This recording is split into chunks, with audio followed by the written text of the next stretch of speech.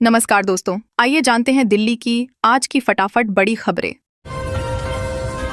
Railway Christmas new year पर चलाएगा special ट्रेनें। क्रिसमस और नए साल की छुट्टियों में यात्रा करने वालों के लिए रेलवे ने बड़ी राहत दी है। संभावित भीड़ को देखते हुए रेलवे ने स्पेशल ट्रेनों के संचालन का फैसला किया है, जो कुल 244 फेरे लगाएंगी। इसकी अधिसूचना पहले ही जारी की जा चुकी है। रेलवे के मुताबिक मध्य रेलवे 76, पश्चिम रेलवे 72, दक्षिण मध्य रेलवे 26, दक्षिण पश्चिम रेलवे 28 सहित अन्य जोनों ने फेरों के लिए नोटिफिकेशन जारी किया है। आने वाले दिनों में जरूरत के अनुसार और स्पेशल ट्रेनों की घोषणा भी की जाएगी।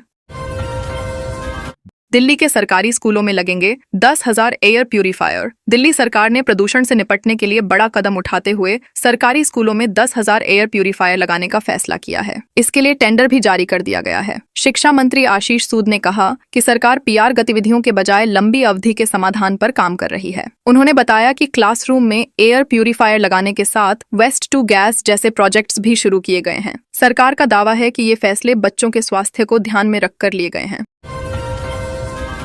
दिल्ली प्रदूषण उनके लिए बस पीआर स्टंट। मंत्री आशीष सूद का केजरीवाल पर तीखा हमला। दिल्ली की खराब हवा को लेकर राजनीति तेज हो गई है। गृह मंत्री आशीष सूद ने पूर्व मुख्यमंत्री अरविंद केजरीवाल पर हमला करते हुए कहा कि आम आदमी पार्टी ने प्रदूषण को सिर्फ पीआर स्टंट बना दिया था। सूद ने कहा कि ऑडेवन और रेड लाइट पर इंजन बंद जैसे कदमों को वैज्ञानिक समाधान बताकर पेश किया गया, जबकि एनजीटी ने भी इन पर सवाल उठाए थे। उन्होंने आरोप लगाया कि अगर नीयत साफ होती तो पब्लिक ट्रांसपोर्ट और कचरा प्रबंधन को मजबूत किया जाता। ठंड की आगोश में दिल्ली सीजन का सबसे ठंडा दिन रिकॉर्ड। दिल्ली में ठंड ने जोर पकड़ लिया है और गुरुवार को इस मौसम का सबसे ठंडा दिन दर्ज किया गया। राजधानी में अधिकतम तापमान 20.1 डिग्री सेल्सियस रहा, जो सामान्य से 2.1 डिग्री कम है, जबकि न्यूनतम तापमान 9 डिग्री दर्ज किया गया। रिज इलाके में अधिकतम तापमान 17.8 डिग्री और आया नगर में न्यूनतम तापमान 7.2 डिग्री सेल्सियस रहा। मौसम विभाग के मुताबिक आने वाले दिनों में ठंड और बढ़ सकती है, जिससे लोगों को और सतर्क रहने की जरूरत है।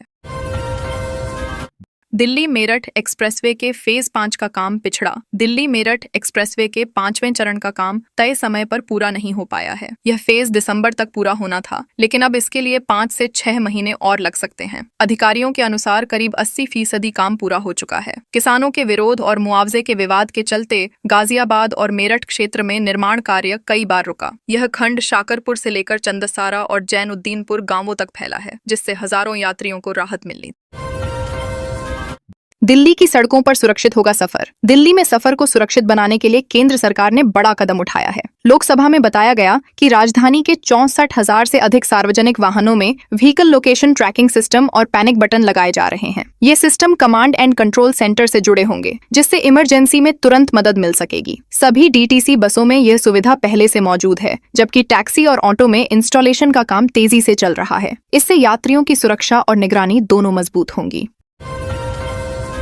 नकदी के बदले सवाल मामले में महुआ मोइत्रा को बड़ी राहत। टीएमसी सांसद महुआ मोइत्रा को नकदी के बदले सवाल मामले में दिल्ली हाईकोर्ट से बड़ी राहत मिली है। कोर्ट ने लोकपाल के उस आदेश को रद्द कर दिया जिसमें सीबीआई को उनके खिलाफ आरोप पत्र दाखिल करने की अनुमति दी गई थी। जस्टिस अनिल क्षेत्रपाल और जस्टिस हरीश वैद्यनाथन शंकर की पीठ ने यह फैसला सुनाया। मोइत्रा ने लोकपाल के 12 नवंबर के आदेश को चुनौती दी थी। कोर्ट के इस फैसले को उनके लिए बड़ी कानूनी जीत माना जा रहा है। जब जज ने रेप केस की सुनवाई से खुद को किया अलग। दिल्ली हाईकोर्ट में एक रेप केस की सुनवाई के दौरान जस्टिस अमित महाजन ने खुद को मामले से अलग कर लिया। आरोपी 51 वर्षीय वरिष्ठ वकील है, जिस पर 27 साल की महिला वकील ने गंभीर आरोप लगाए हैं। जज ने कहा कि वे पहले ही आरोपी की अग्रिम जमानत रद्द कर चुके हैं, इसलिए दोबारा सुनवाई करना अपने फैसले की समीक्षा जैसा होगा। आरोपी पक्ष ने समझौते का हवाला दिया, लेकिन कोर्ट ने निष्पक्षता को ध्यान में रखते हुए खुद को अलग किया।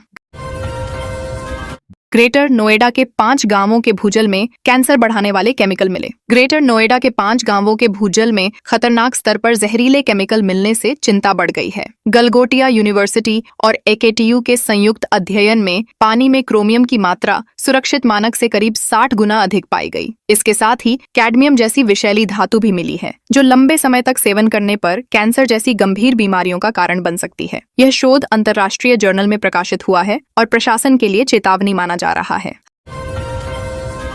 हरनंदीपुरम टाउनशिप के फर्स्ट फेज का काम पकड़ेगा। रफ्तार। गाजियाबाद में प्रस्तावित हरनंदीपुरम टाउनशिप के पहले चरण को जल्द गति मिलने जा रही है। गाजियाबाद विकास प्राधिकरण अगले 1 महीने में सैटेलाइट सर्वे कराकर योजना का लेआउट तैयार करेगा। यह टाउनशिप 2 चरणों में 521 हेक्टेयर क्षेत्र में विकसित होगी, जिसमें 8 गांवों की भूमि शामिल है। पहले चरण में 5 गांवों की 350 हेक्टेयर जमीन ली जाएगी। अब तक 35 हेक्टेयर का बैनामा हो चुका है और 85 हेक्टेयर पर सहमति बन चुकी है।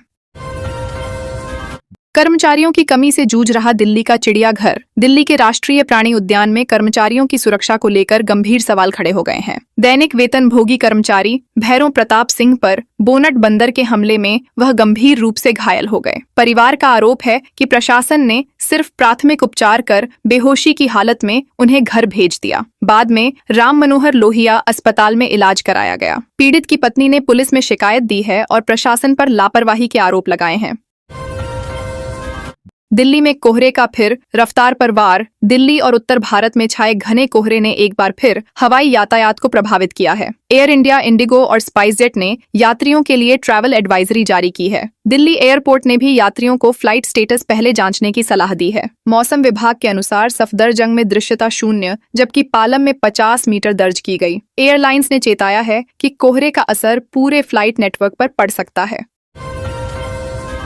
सफदरजंग अस्पताल में अब होगी सस्ती सर्जरी। दिल्ली के सफदरजंग अस्पताल के स्पोर्ट्स इंजरी सेंटर में इलाज कराने वाले मरीजों के लिए राहत भरी खबर है। अब सर्जरी के लिए जरूरी इम्प्लांट कम कीमत पर उपलब्ध कराए जाएंगे। यह सेंटर दिल्ली में अपनी तरह का एकमात्र अत्याधुनिक संस्थान है, जहां हर साल 1 लाख से अधिक मरीज ओपीडी में पहुंचते हैं। यहां करीब 11,000 सर्जरी होती हैं। पहले मरीजों को महंगे इम्प्लांट निजी कंपनियों से खरीदने पड़ते थे। कंगाली, मिसकैरेज और रेंट का प्रेशर। गाजियाबाद के राजनगर एक्सटेंशन में फ्लैट मालकिन दीपशिखा शर्मा की निर्मम हत्या ने सभी को झकझोर दिया है। किराया मांगने पर किराएदार आकृति गुप्ता और उसके पति जय ने दुपट्टे से गला घोंटकर और प्रेशर कुकर से वार कर हत्या कर दी। आरोपियों की आर्थिक स्थिति खराब थी और वे स्वास्थ्य समस्याओं से भी जूझ रहे थे। लाश को बेड बॉक्स में छिपाया गया, लेकिन घरेलू सहायिका की सतर्कता से मामला उजागर हो गया।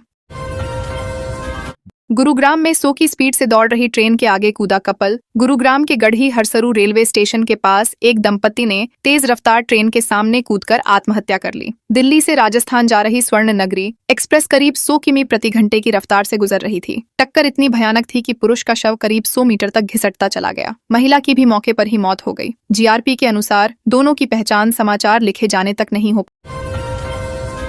दिल्ली में घर से निकलते ही हुई गोलियों की बौछार। दक्षिणी दिल्ली के आया नगर में 30 नवंबर को हुई सनसनीखेज हत्या का खुलासा पोस्टमार्टम रिपोर्ट से हुआ है। रतन लोहिया को घर से निकलते ही घेरकर ताबड़तोड़ फायरिंग की गई थी। पोस्टमार्टम में उनके शरीर से कुल 69 गोलियां निकाली गईं। घटना सुबह करीब 6 बजे की है। पुलिस ने मौके से बड़ी संख्या में खाली और जिंदा कारतूस बरामद किए थे। यह वारदात 2 परिवारों के बीच चल रहे पुराने विवाद से जुड़ी बताई जा रही है।